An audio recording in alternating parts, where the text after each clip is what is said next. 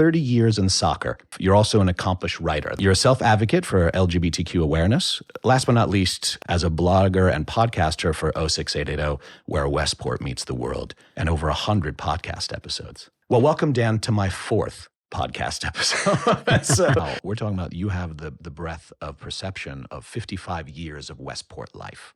And how do you know when 06880 is doing a good job? I don't. I get a ton of feedback. It's far easier for people to criticize than to praise. When people randomly tell me I'm doing a good job instead of randomly telling me that I suck, that's okay. Well, if you had a time machine and you could go back, what message would you give your past self?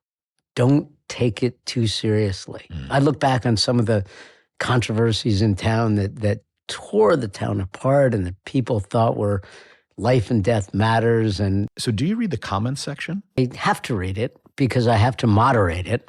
In the beginning, I allowed anonymous posting. People could just said anything that popped into their idiotic heads. I do think that the comments section skews a bit older and more conservative than the readers as a whole. So we'll start with 1993. You had founded at Staples High School the Gay Straight Alliance, or GSA. I was energized, as is anyone, when they first come out, and really felt the need to do what I could for the community. For the LGBTQ community, which at that point was called the gay community. Right. Yeah. It was one letter. Right. It was a lot easier. Yeah. I thought this was the type of community that would embrace it. Staples was the type of school that needed it, that even if a student never came to a meeting, and studiously avoided where that meeting was being held, just the knowledge that there were people at our school talking about their issues was important. What was the driver for you to be an advocate?